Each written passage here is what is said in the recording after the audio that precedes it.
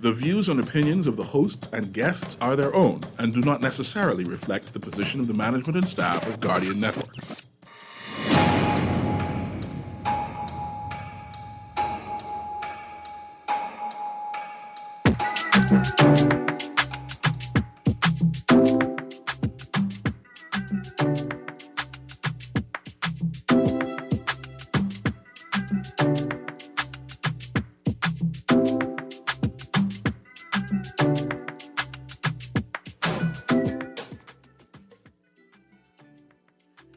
Back to Guardian Radio 96.9 FM, your station for fresh news, smart talk all day. It is Thursday, the 26th of May, 2022, and you are on the clock with Erin Greene.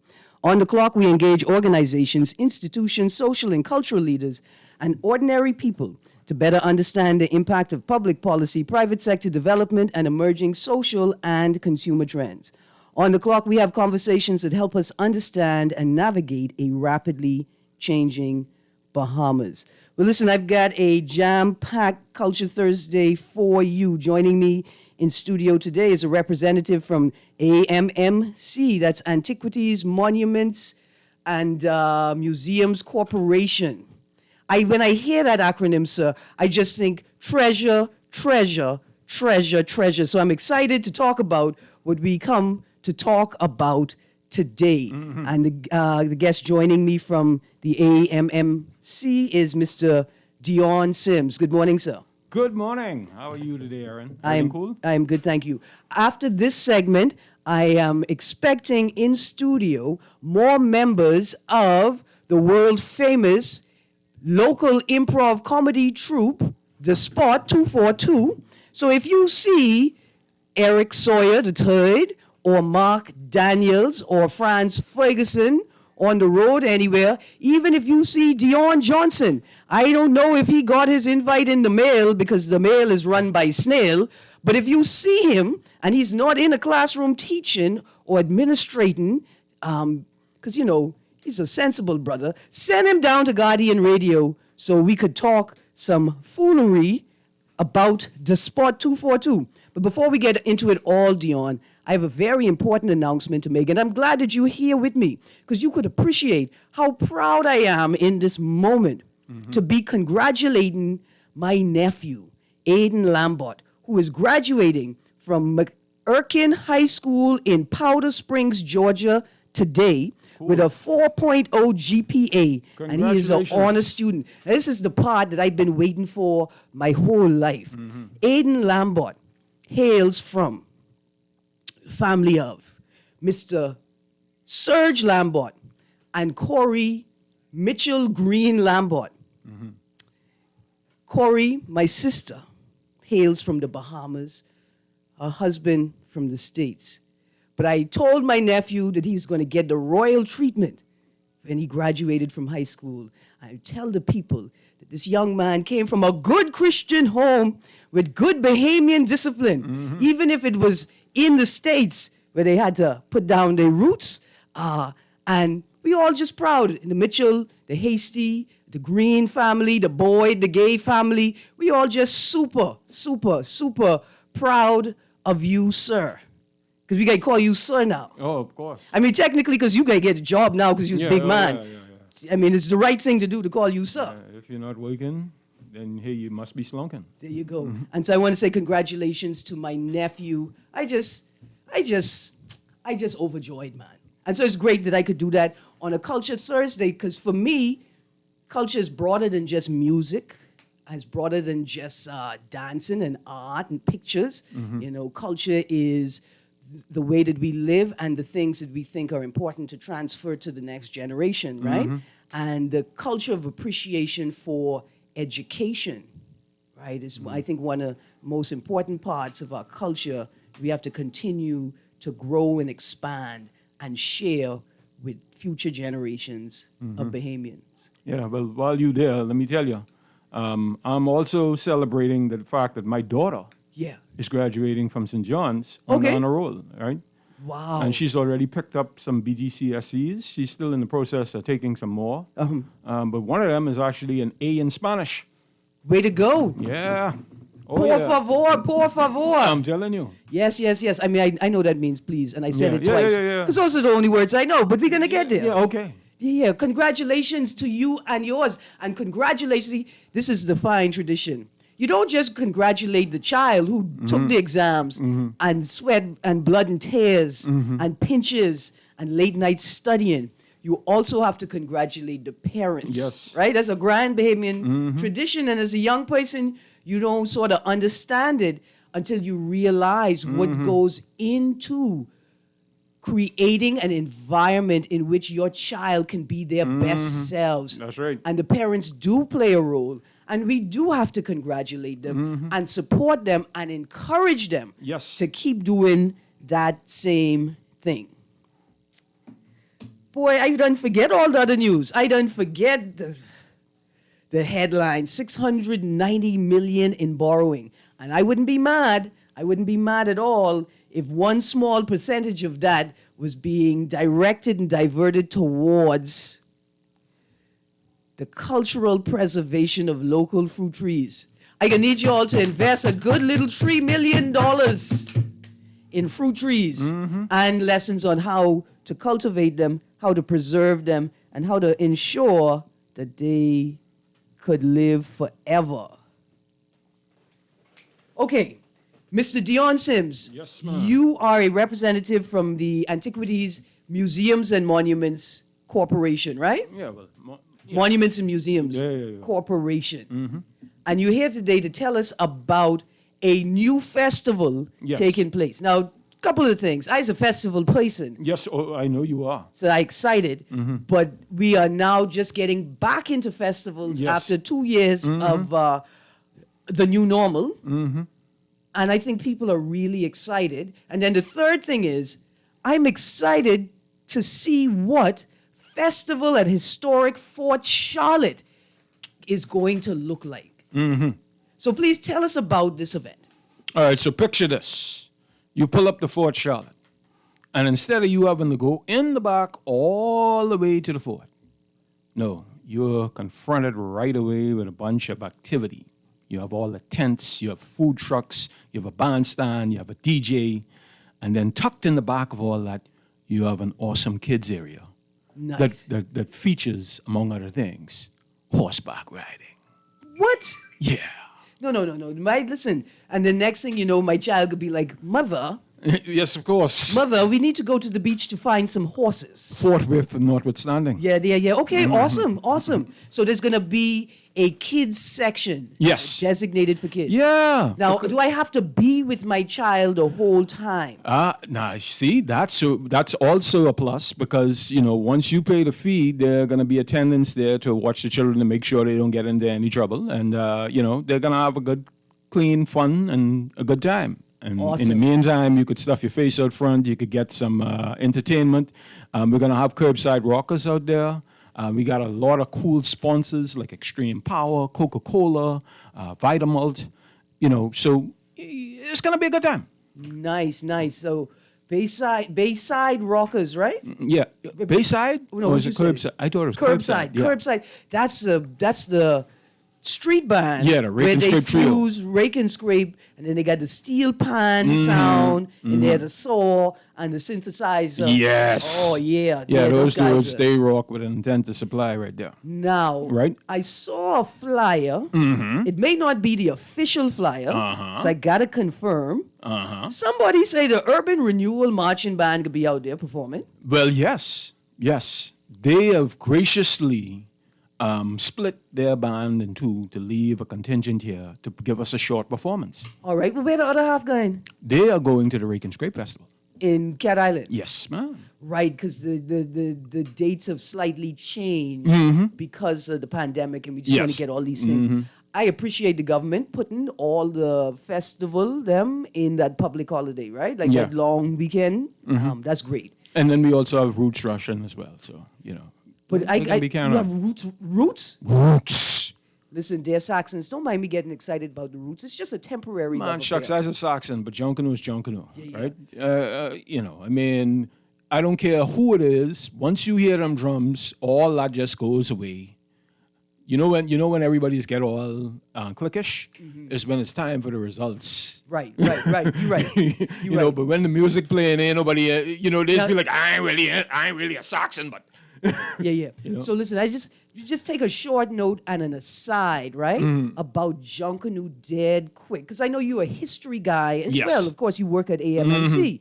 Somebody was telling me a little story yesterday, and they said that a pivotal moment in Junkanoo, Yes. in the evolution of Junkanoo, yes, was the year, I think maybe the first year that the music makers came on the scene. all right, And that person told me that they brought live music with Mm-hmm. amps. They brought amps and they played, but not just that they had the country's best and most exciting performers and singers performing on Bay Street that year as a part of the Junkanoo parade. Well, I'm not sure about that. I couldn't speak to that, but I could speak to the fact of going to many parades when I was younger. Yeah.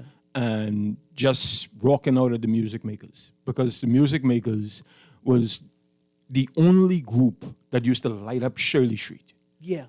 They was the only group that used to go just as hard on Shirley Street as they went on Bay Street. Yeah.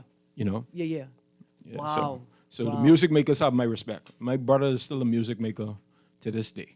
Yeah. Well, ain't nobody could be dissing the music makers. I mean, Oh, of course, no. when you in the spirit, the greatest scrap group in the history of Junkanoo white people in the whole world, it feel like we dissing everybody with our greatness. Mm-hmm. I mean, greater than the Saxons and the Valley Boys, Mm-hmm. greater than the Vikings. Yes. Yeah, I mean, we're small. We're tiny. We're 7, but Mm-hmm. we're mighty. But I had heard that interesting thing, right? Mm-hmm. And the importance that music plays in our culture and the retention of culture. Like Mm-hmm. Yeah. music is one thing, but you need music with lyrics. Yes. People remember lyrics. They repeat lyrics. Yeah. And they can teach a song through lyrics, you know?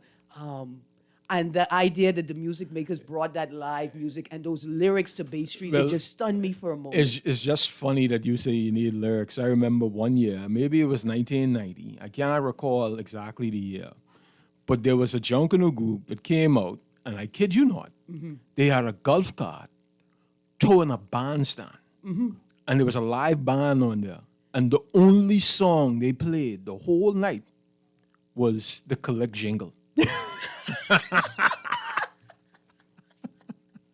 Collect, No. I talking about the Collect Beer Jingle.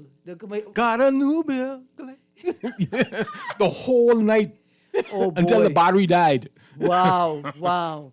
So I understand not wanting sort of canned music on the scene, right? But I always think about the evolution of these things. Yes. And how do we retain the most important parts of the culture, but allow it to evolve at the same time. Now, if you were able to stick with me today throughout the show, like I said, expecting these guests. Yeah. A part of the conversation with the spot, we're talking about the evolution of it, right? Yes. Like how it became, how it went from a nightclub show to a family-friendly stage and television show. Like how it kept the best elements, but was able to evolve. And for festival culture, right? I think that's also an important. Yes, way it of- is. Without evolution, you might as well just die. Yeah. You know, it's as simple as that. All right. So I got a caller on the line. Let's go to the caller. And when we finish with this call, I got to ask you about more things to do at this festival. Yeah. Good morning, caller. You're on the clock. Good morning, Miss Green. How you doing today? I am good, thank you, Sparky. How you doing? Right, yeah. Just for a little bit of history, you say when you want some jungle history, you call it Sparky, right? Yes, sir. Tell your guests the band that took with the golf cart that took the band down Bay Street. We lined up in Marlborough Street, right by Delta International Bank, on the corner by the Harrison. The band was Obi Pinlin's band, Okay. and that was the Pigs that took Obi downtown with the live band, the guitar, the generator, and everything. Yeah. Okay, that was us. That was the Pigs. All right. That was the year after I subgrade out in the valley. I got too tired of the big glam and everything of the big junk, and when I Yeah. wanted to relax and go just with a fun group. Mm-hmm. And I went out with the pigs. A couple of years after that, I started doing some individual costumes. Mm-hmm. But it was Obi Wilson, Dr. Orr, All right. and all of us went down. We had this golf cart that we rented from what the nightclub is about Montague. What they name? Waterloo? Waterloo. Mhm. They let us with golf cart. Mm-hmm. So we dragged the band out there. So we couldn't get a rail car. Yeah. No.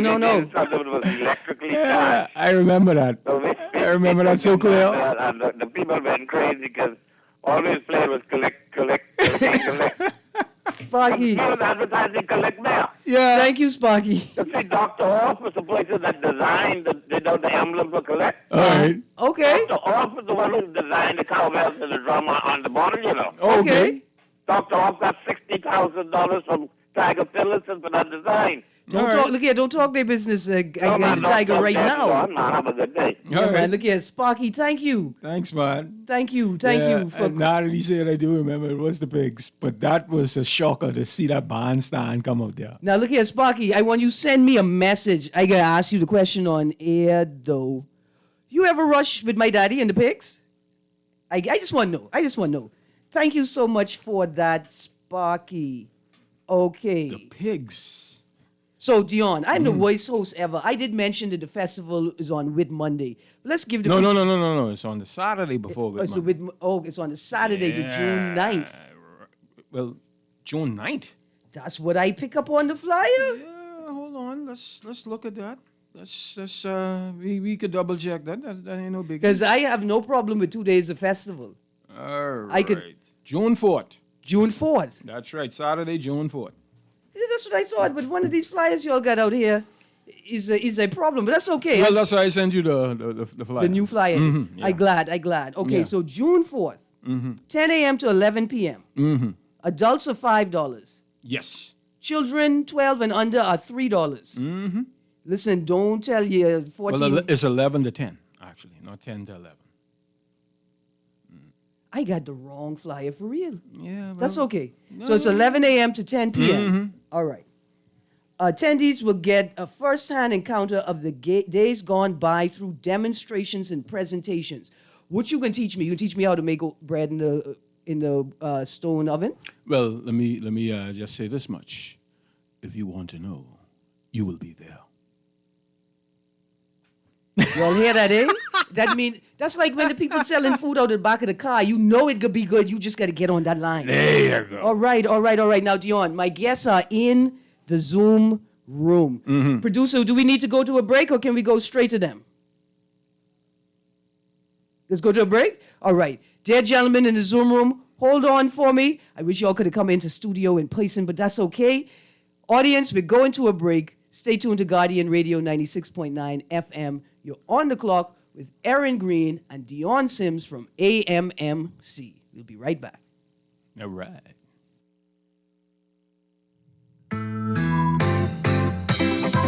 Somebody got you.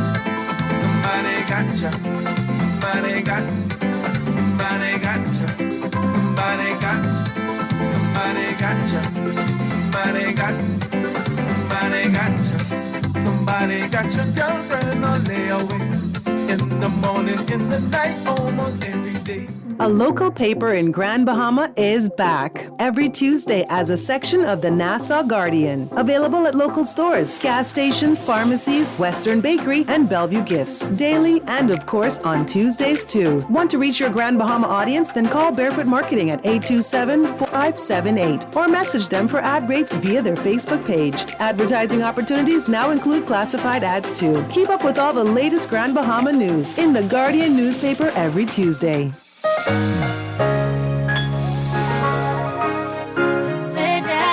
Fidelity, we're good for you. We know how important collecting your money can be to the success of your business.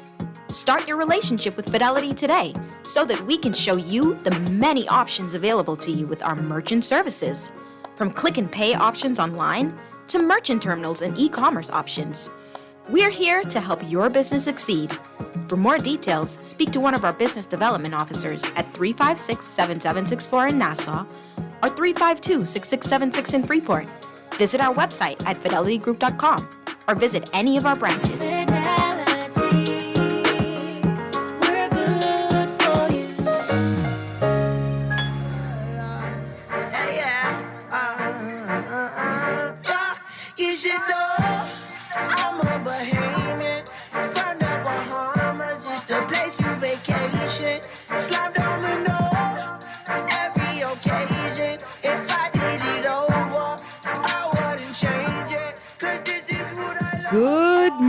gentlemen, welcome back to the spot 242. Sorry, to On the Clock with Erin Greene. Dion, I fell right in. Yeah, I well- fell right back into that role just now. Yes, of course.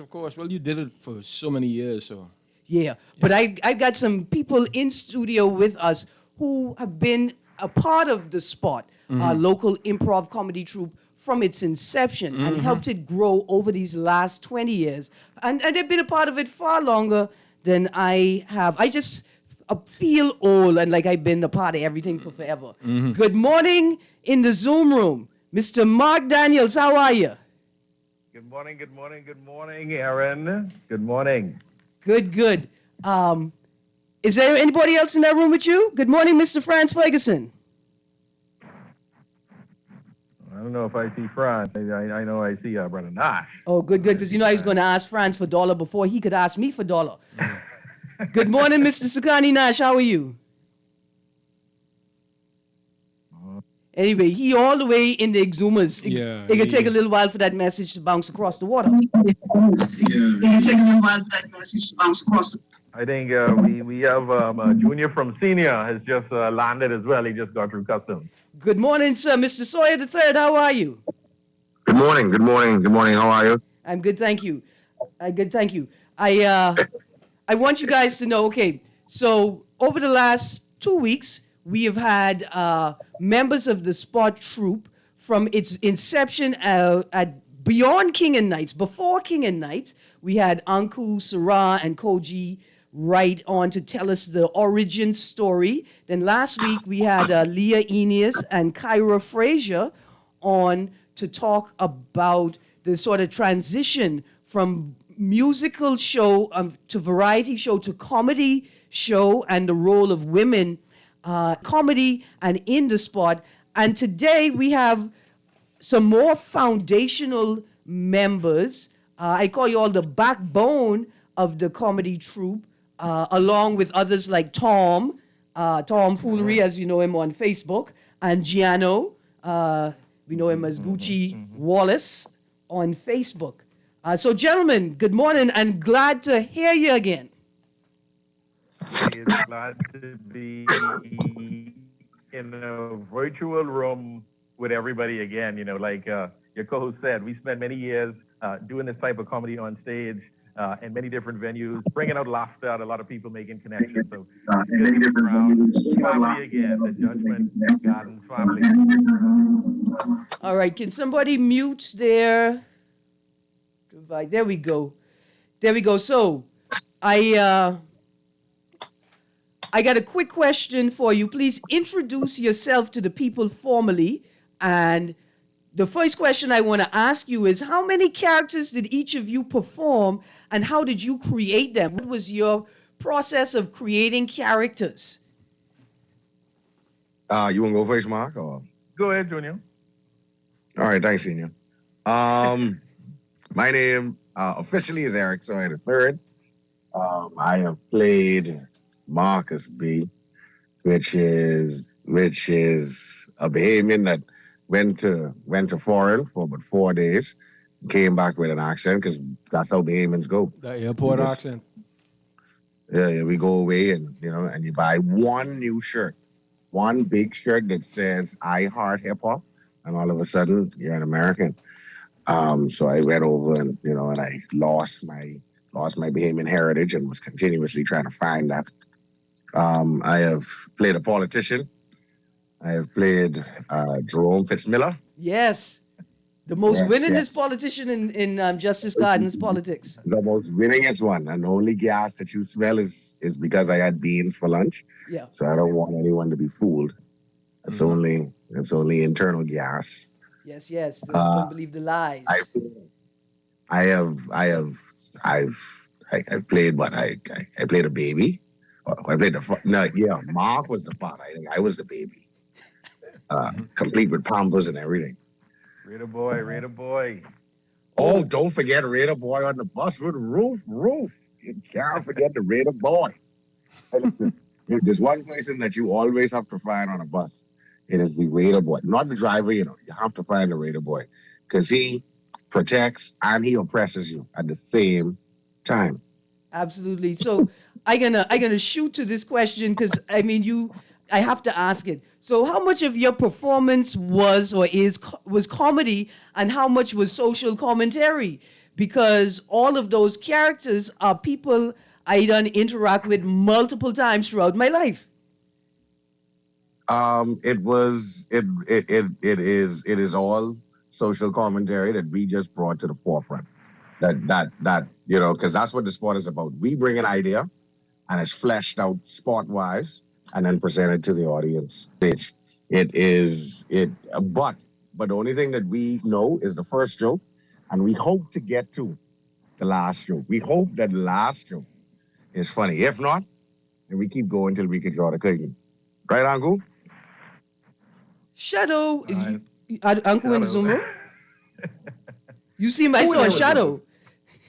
Okay, so Mr. Daniels. Yes, good morning, everyone. My name is Mark Daniels, and you guys have been telling this wonderful story of the spot.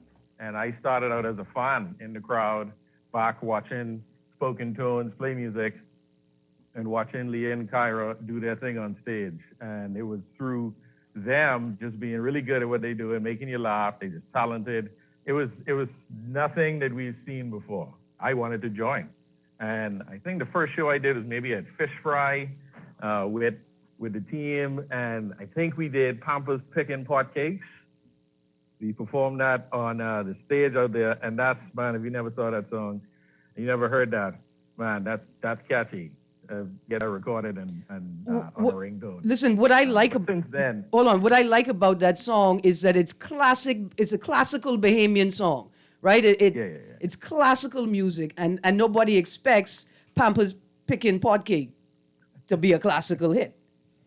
yeah, and that was just both Leah and Kyra are musically inclined. The whole group, coming in there, everyone was just so talented. So that was my introduction, and since then, a number of characters. You talk about Rufus, Roof, big belly bus driver. Oh yeah, I remember him. The pipiness I can do. He was, your bus driver. He was rowdy. He was rough. You on the road. It's, you gotta get that dollar. And he had a training simulator. Mm-hmm. So he used to train new bus drivers because he came from a long line of bus drivers. So Rufus was a great character, and he had Merle, who was played by Leah. Rufus and Merle was the first trainee, and that was always a great time working with Merle, Raider Boy, everyone else in the simulator on the bus. I don't know, there's just been so many characters, man. I think I was Adam and Eve. You right? Bible in Bahamian. Bible and Bahamian, right? That was Adam. You played Samson. Yeah, I think it was Samson. Yeah. Right? Oh boy, that was my Captain favorite Lost, right there. Samson was my favorite. I feel like a pork sandwich. Pork chop sandwich. Yeah. And listen, hold on. Let me just say here that skit is over 10 years old, easy, right, gentlemen? That was hilarious, babe. Yeah, that's a classic. Bible and Bahamian, that skit. That was, I think Leah was Delilah. Yes. In that as well. We got that on tape. And That's Moya a great was skit. Moya was the narrator. Yeah, that was Man, it was awesome. great. That was awesome. I think my favorite character has been Reed Williams, who is a Bahamian Jamaican chef. Really was a Jamaican that really is trying to be Bahamian and kind of swapping cultures. And so he would make this pot that was kind of a play on, I guess, me and my cultural background, but just, once again, this is social commentary. I always enjoyed Reed Williams, and, we splash and go, blow, and, getting the crowd involved. Right. I think that's the one thing about the sport that is magical, is that it draws off of the energy of those in the building, those in the seats. Listen, And any performer, they draw off that and can do magical things. And that group has done lots of magic in many spaces. absolutely. That skit is like Reed is like the Bahamian DJ with the Jamaican accent. Right? It's fantastic. But we may not hear it today, but I created a playlist for today's show. And on it, I have a number of songs by Avi, because, he's the sweetheart and king. And one of my favorite characters by you is Claude Millard, who sells Sweetheart Insurance, Lord, my Lord. Thanks, my lord. right? Thanks, my Lord. I created a whole playlist for him today, you know. But for most of the audience, Mark, you were the most charactered performer, right? Like you had the most characters, and although it really did appear like improv, it appeared like you just came out with this. You put a lot of work not into creating a script for your character, but into understanding who your character was and becoming that person, and then bringing that person to stage and letting them do whatever they wanted to do. Yeah, yeah, and that's the process of art. And any artist, they put themselves into their work and their performance. Many of these characters, they were a part of me in terms of just how I view the world around us. That group, once you sit in the room, the way we build our chemistry, it's all about interacting, being in a physical environment, talking about each other's day, and everyone's putting in their piece into the overall framework that you can now fit into. Absolutely. So the characters, they were easy, and yes, you become the character and you just let it run on stage and have a good time.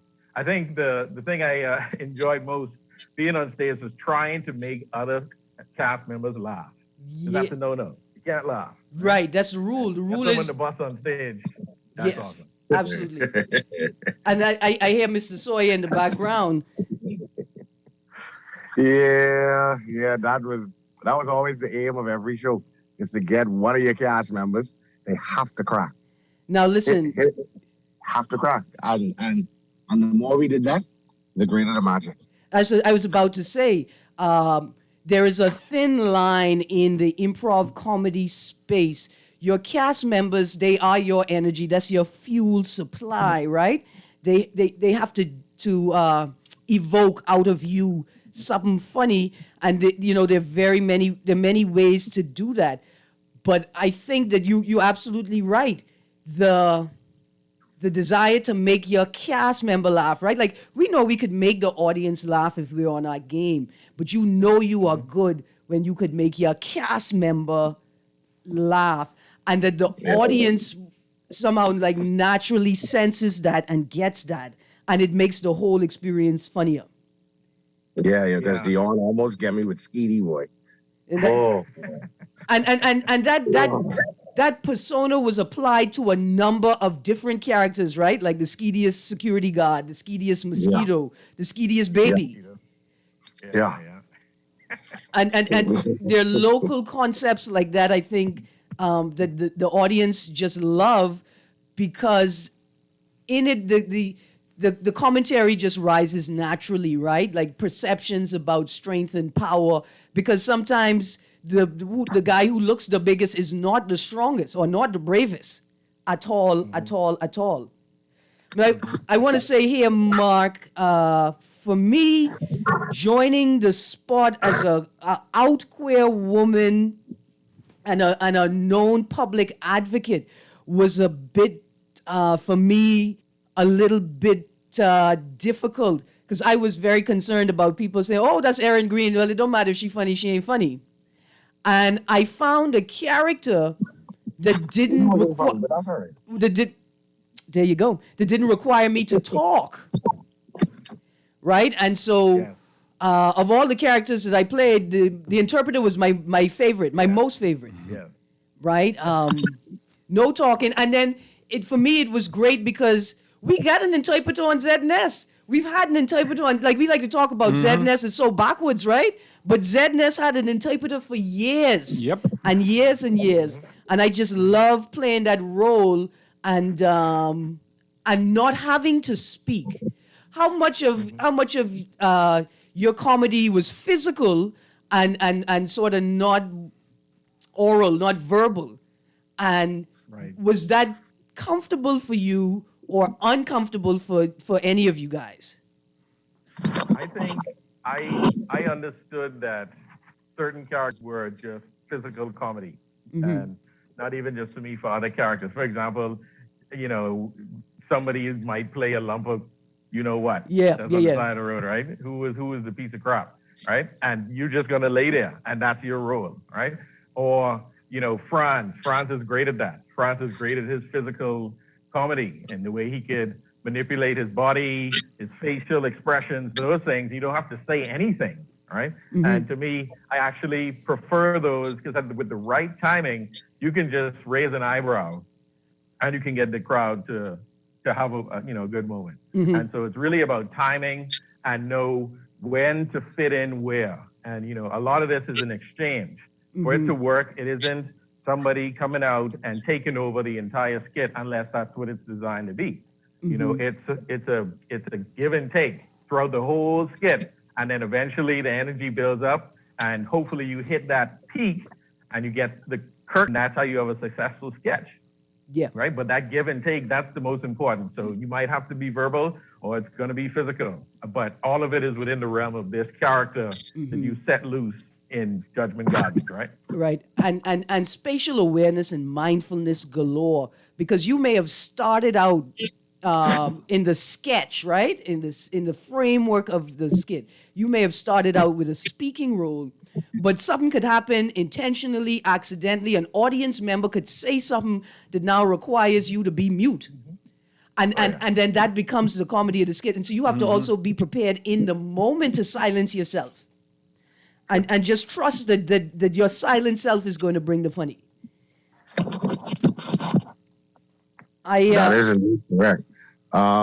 There to piggyback on to say, there were times whereby your role, like he said, there's a lump of crap on the side of the road. Once the corn was sticking out, once we get up corn sticking out, then it was kind of already understood. It didn't need to be explained. And the crescendo of laughs at that point, because we used to look for that. We used to look for the ha ha ha ha ha ha ha ha. Once the first row gets it, the middle row, back row, and then the whole room explodes. Once we get that going, whether it was physical, because France and that belly movement, oh God, give him $1. Dollar was hilarious. Come on there and say, listen, man, I'm looking for somebody. He got something to me. Yeah. In fact, he didn't have to say anything. He just walk out to the edge of the stage and start looking at people like he know they there. Right. And it was something to behold. And your role, Erin, in being the interpreter, I was so glad I didn't see it until the replay, because you would have gotten me to draw. You would have gotten me to explode. Because some things you did that we couldn't see because you were just off stage from us. Thank God I didn't see. Yeah, that was fun. That was more fun than I could even imagine it would have been. Now, I got an important discussion here. Since y'all people been on my show, The Spot, there's been a reintroduction of words into the common language again. Words that people typically feel are not appropriate for public discourse, but are actually just very regular words in our Bahamian vernacular. Words like bungi. Yes. And I'm going to say this, people, nani. Nanny. These are Bahamian words. These are words that belong to us, right? The Spot took great pride. And in fact, they felt it was a part of their purpose to help entrench people in their own culture and for them to not just feel comfortable, but to feel proud of who they are and the power of who they are and what they produce, right? And so I want to ask you all this question. I want to ask you the question, really, you guys in particular. What was it like, the transition from a nightclub show, a more adult show? I don't want to say adult show because people go way to the left, but a nightclub show to a family-friendly stage and television show? But I mean, I got started as a heckler in the audience, believe it or not. I wasn't even a part of the show. I was there because I knew everybody in the cast from top to bottom. I decided I was going to come and I was going to just be a great nuisance. And it was Angu who came to me first and was like, wait, who You got a fella in the front row? He said, yeah. Hey, you feel like you're funny? I say, yeah. Yeah. It is like, you ain't funny, you just annoying. But people like you. So what I need for you to do is to stop doing that in the crowd and see about coming to join the show. And I said, yeah, I'll think about it. Fast forward a few months later, and we had Bahama Week in Jamaica at the University of the West Indies. And a part of the week was we were going to bring over and house the cast members for the sport. Mm-hmm. That's the story in and of itself, how I had to meet Sakani. That is still hilariously funny because he was so hungry. That was a great time. Us being at UW Mona, the Bahamian students there, we were very excited. And then the cast came over, and we had ourselves a great time. And it was one of those experiences that we molded our show to the Jamaican audience. But knowing that Bahamians were there in the crowd, that's a part of Bahamian Cultural Week, and so we put some thought into it, and the way it turned out was magical. There's a DVD about it. We should re-release that bootleg DVD. What? Of course. Yeah, well, why not? I mean, I got my pirate eye patch on and everything, and I got the pirate man. This is the perfect time for bootlegging, gentlemen. Mm-hmm. This is the perfect time. I ain't gonna tell nobody. So, the last question I have for you guys is, what have you been doing since joining or leaving the spot? Right. Well, during those times at the spot, that was college, graduating, coming back home, getting your first job. That time of my life, since then, I'm married, I have 4 children. In addition, I've worked in nonprofit with Bahamas National Trust, managing national parks, and now I work in consulting, environmental consulting. But I would say the skill that the spot has equipped me with that I value the most is the ability to think on the spot. Okay, because hold on, that's good, because you even forget how you've been on TV this morning and yesterday morning. Oh, yeah.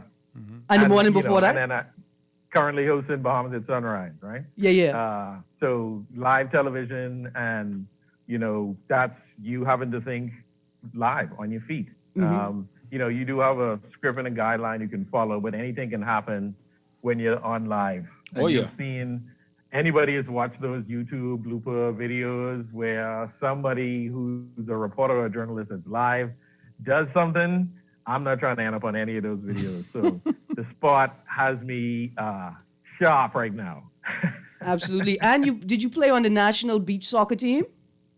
Yes. I played soccer all my life, on beach, played in the World Cup tournament that was here in the Bahamas. That was, that's like a culmination of, a lifetime of just loving the sport and playing with my brothers, battling for the country.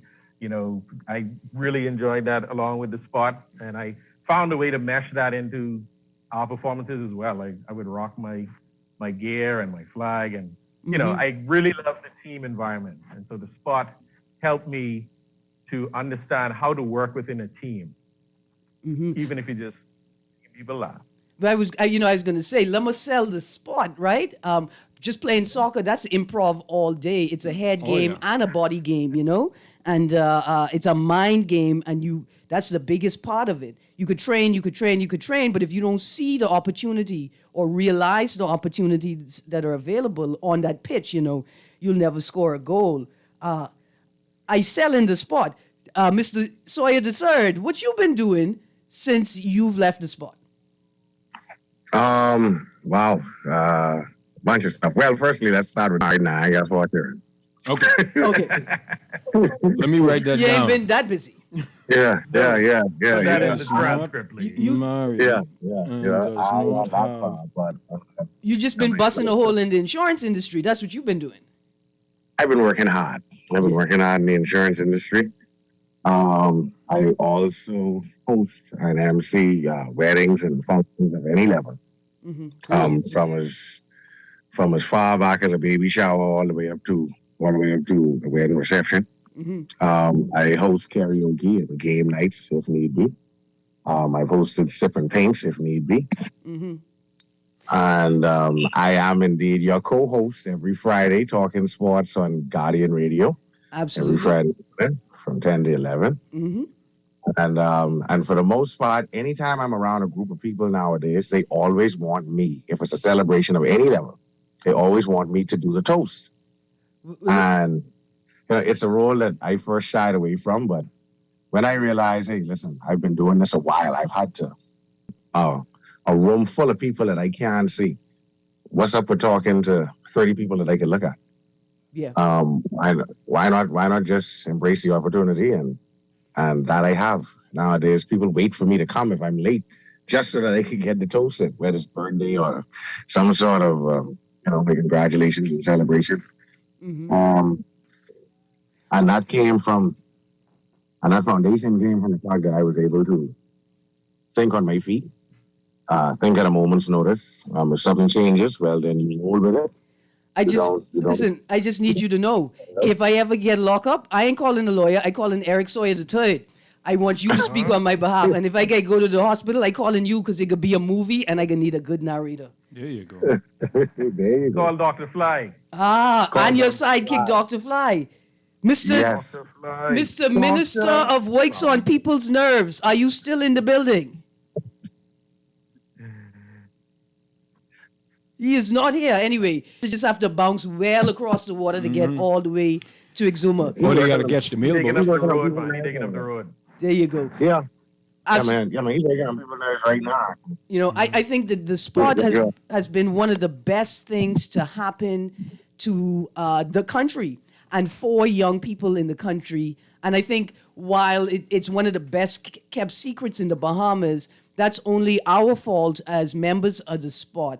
I'm not talking about the notoriety of the show. People know the show, but I also want people to understand the true and full potential of the show and the space that the show operates in. What we do at the spot is called collective imagining. We on the stage, we create a scene, we imagine collectively and create a scene for the audience, and we then cause the audience to join us in our collective imagining. And we take them on a journey that we craft, like as Rufus turned the corner, we craft the image of the audience. And the power and potential of that for personal and collective development is just tremendous.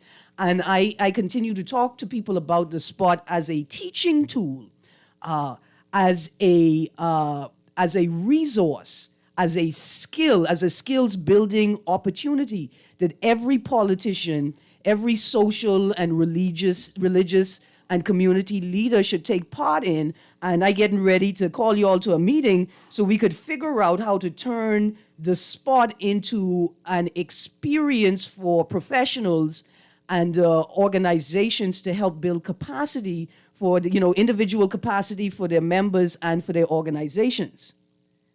And so I got to give. Yeah, I definitely think that's a way to apply what it is that we have done and what has been put together by the team over the years. It happened very organically at first and began to grow, and then as time went on, and we saw that this could be for, as you mentioned, team building exercises and a number of other applications. So now you have more of a formula to it. Yes. Right. But I think what's most important about that is the show itself was a safe space for people to come and look at themselves and society in a mirror and feel comfortable laughing at it. Mm-hmm. Because there were times when we would drop a joke and nobody laughed. The audience went, ooh. And we wanted to do that because it wasn't all about fun and games. We're sending a message. And so my question to you, Erin, is do we still have that space? Do we still have that spot to say what we have to say in a safe space and laugh about it? I think we do. It has not dissipated entirely, but my guest today also wants to join in. Yeah, listen, man. Let me tell you all what I loved about the sport. And this is very important is that you guys were on the spear tip of exposing the evolution of Bahamian culture, this sort of like rigid interpretation. It showed everything from the mainstream even to the fringe areas of Bahamian culture. And that right there is very important, because what happens is that most culturalists are more like, they have this sort of like inbred philosophy about culture. They try to tune out all of the other influences that make us Bahamian and try to stick with the stuff that we don't even do no more. You know, and you guys took that and then took everything else, and it was current. So, you know, you should be very proud of your contribution. Groundbreaking. Anyway, gentlemen, Appreciate that, man. I gotta go. And I don't want to give Mr. Eric Sawyer III any more time because he's joining me tomorrow. But producer, let me let my guest just run through the details for that festival one more time. All right, so June 4th, Saturday. Come in, bring your kids. There's a lovely, lovely kids area. Be prepared to eat. And of course, be prepared to dance and learn also about historic Fort Charlotte, because the AML could show you what all is coming next and how you could get involved. Listen, come with comfortable shoes. Bring a mobile chair, one of the chair you could sling over your arm. Bring your dominoes fingers, because I hear there may be a dominoes tournament. Perhaps. Bring your dominoes fingers and bring your dancing shoes, because the RBDF dance band, the Urban Renewal Marching Band, the Curbside Rockers are going to be there. It's going to be a rocking time, all culture, all day at Fort Charlotte. That's right. Absolutely. Thank you, Mr. Dion Sims from AMMC. Y'all could join me anytime. I always feel like a treasure hunt. Yeah. Always. Thank you for joining me, Mark Daniels, Eric Sawyer III, Sakani Nash from the Spot 242, as we continue to grow the dream. Bahamas, thank you for staying tuned. See you tomorrow. It's Sports Friday with Eric Sawyer III and all of my Buccaneers paraphernalia, because I've been a Buccaneers from 1979. Have a great day, Bahamas. All right.